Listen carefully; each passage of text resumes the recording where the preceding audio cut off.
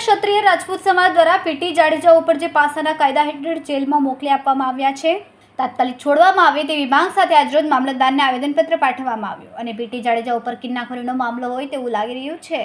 અખિલ ગુજરાત રાજપૂત યુવા આંતરરાષ્ટ્રીય અધ્યક્ષ પીટી જાડેજા જે રાજપૂત સમાજના પ્રતિષ્ઠિત વ્યક્તિ અને અસ્મિતા આંદોલનમાં ખૂબ જ તનમન ધનથી લડતમાં સાથે હતા, સાથોસાથ હજારો જરૂરિયાતમંદ દીકરીઓના સમૂહ લગ્ન કરાવીને હર હંમેશ રાજપૂત સમાજ અને 18 વર્ણના લોકોને હર હંમેશ આર્થિક સહાય કરનાર એવા પીટી જાડેજાને સામાન્ય કેસમાં પાસા કલમ લગાવીને ધરપકડ કરવામાં આવી છે, જે સમગ્ર ક્ષત્રિય રાજપૂત સમાજ માટે આંચકો સમાન છે અને દુઃખ ઘટના છે। ત્યારે ઉપલેટા ક્ષત્રિય રાજપૂત સમાજ દ્વારા પીટી જાડેજા અને સમાજ માટે સ્વીકાર નથી અને યોગ્ય ન્યાય માટે આજરોજ સૂત્રોચ્ચાર કરીને ઉપલેટા મામલતદારને આવેદનપત્ર પાઠવવામાં આવ્યું।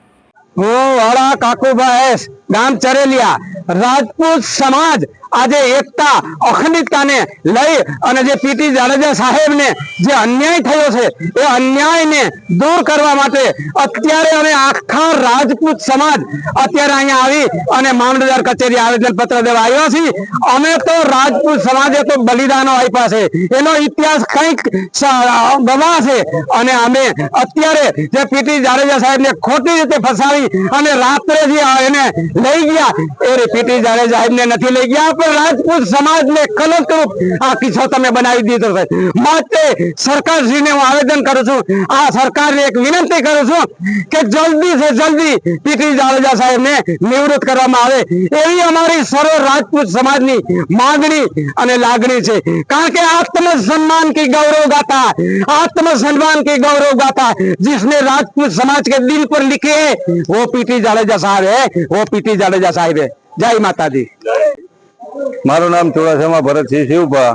आज रोज उपलेटा तालुकाना तमाम गामना क्षत्रिय समाजना आगेवानो एक आवेदन पत्र देवा आव्या छे।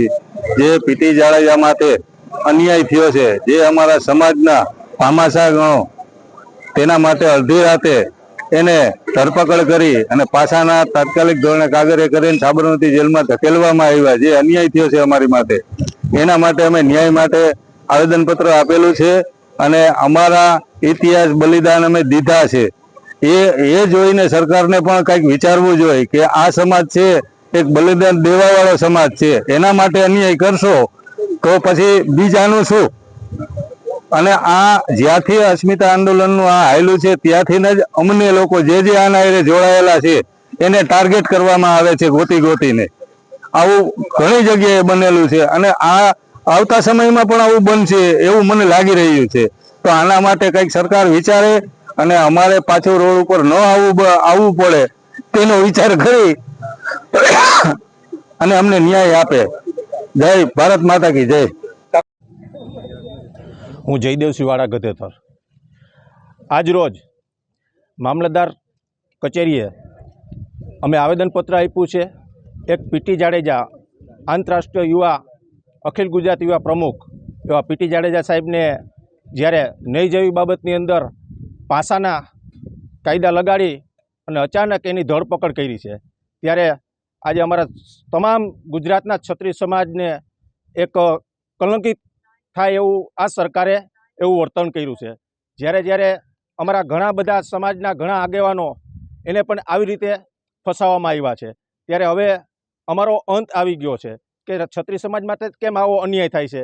બીજા પણ ઘણા બધા ગુના છે, ઘણા બધા ગુનાની અંદર સંડોવાયેલા છે, પણ એને આવી રીતે તાત્કાલિક ધોરણે પાસાના કાગળિયા ક્યારેય કરેલા નથી। તો પીટી જાડેજા સાહેબ અમારા સમાજનો એક ગૌરવ છે, સમાજની અંદર એક એનો ભોગ છે, સમાજની અંદર એક દાતા તરીકે ભામાશા તરીકે અમારા સમાજનો એક સારું એવું કાર્ય કરે છે અને હર સમાજની અંદર જ્યારે આફૂતી આવે ત્યારે પીટી જાડેજા મોખરે હોય છે।